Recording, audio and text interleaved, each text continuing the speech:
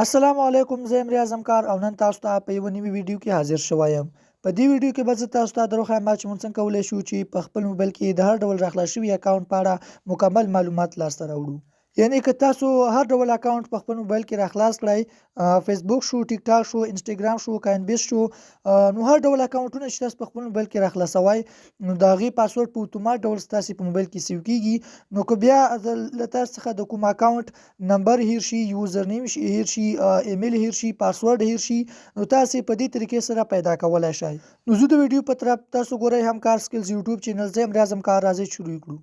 نو د اکاونټونو په اړه مکمل معلومات به تاسو سره په کروم براوزر کې وي. تاسو به په کروم براوزر باندې کلیک وکړئ او دا به راخلاص کړئ او دلته به تاسې په غشي یا په دریو ټکو باندې به کلیک وکړئ او ښکته تاسو ته د سیټینګز اپشن ښکاري، په همدې به تاسې کلیک وکړئ او دلته تاسو ته ښکاري پاسورډز، په همدې به کلیک وکړئ. نو دلته تاسو ته ښکاري چې موږ ته هر ډول اکاونټونه څومره اکاونټونه دي، د ټولو پاسورډونه، یوزر نیم، ایمیل نمبر او هر څه موږ سره سیو شوي دي. نو اوس به زه تاسو ته یو اکاونټ راخلاص کړم. تاسو به وګورئ چې د دې اکاونټ په اړه مکمل معلومات له موږ سره په دې موبایل کې سیو شوي دي. نو زه به راشم او دغه اکاونټ به زه راخلاص کړم، مولټي اکاونټ.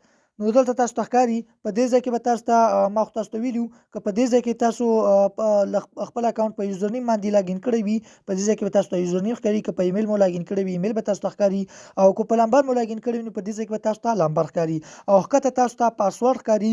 کله چې په دې سترګې نښان باندې کلیک وکړو نو دا پاسورډ به موږ ته ښکاري، خو زه په دې سترګې نښان باندې ځکه کلیک نه کوم. که چیرې موږ کلیک وکړو نو بیا تاسو ته سکرین ریکارډینګ تور ښایي، ځکه چې دا د دې پاسورډ سیکیورټي د امنیت دی. نو اوس راځم، زه به تاسو ته یو بل اکاونټ هم دروښیم چې په هغې کې موږ خپل اکاونټ راخلاص کړی دی. نو دلته تاسو ته ښکاري زه به په همدې انډرویډ شازم باندې کلیک وکړم. نو دا یو اپلیکیشن و چې ما پکې خپل اکاونټ راخلاص کړی. نو دلته تاسو ته ښکاري چې په یوزر نیم کې موږ ته ایمیل راغی، ځکه چې موږ له ایمیل څخه خپل اکاونټ ته داخل شوي وو. نو زه به تاسو ته یو بل اکاونټ هم دروښیم. زه به راشم او دلته به زه هغه اکاونټ پیدا کړم. نو تاسو ته دغه facebook.com ښکاري، په دې کې موږ خپل فیسبوک آی ډي لاګین کړې وه، خو موږ خپله فیسبوک آی ډي په ایمیل سره لاګین کړې وه. نو دلته په یوزر نیم کې تاسو ته ایمیل ښکاري، ځکه چې موږ خپل اکاونټ ته له ایمیل څخه داخل شوي وو. او پورته تاسو ته ښکاري سایټ، نو سایټ facebook.com دی، یعنې په فیسبوک کې موږ خپله فیسبوک آی ډي راخلاصه کړې وه او دلته به تاسو ته پاسورډ ښکاري. او کله چې تاسو په سترګې نښان باندې کلیک کړئ نو تاسو ته به د موبایل کوډ وغواړي، نو هغه کوډ تاسې ورکړئ او تاسو ته به دا کوډ ښکاره شي.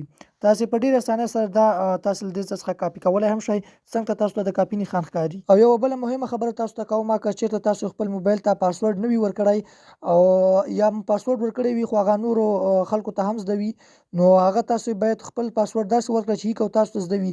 ځکه چې که چېرته تاسې یو ملګري ته موبایل ورکړئ او هغوی دې ته راشي نو په ډېرې اسانۍ سره تاسو ټولو اکاونټونو په اړه مکمل معلومات لاسته راوړلی شي، ستاسو ټول اکاونټونه په ډېرې اسانۍ سره هیک کولی شي. نو د داسې جالبو ټیکنیکل ویډیوګانو لپاره زموږ چینل حتما در سره سبسکرایب کړئ. ملاویږو په داسې نورو ښکلو ویډیوګانو کې. تر بلې ویډیو مو د خدای په امان.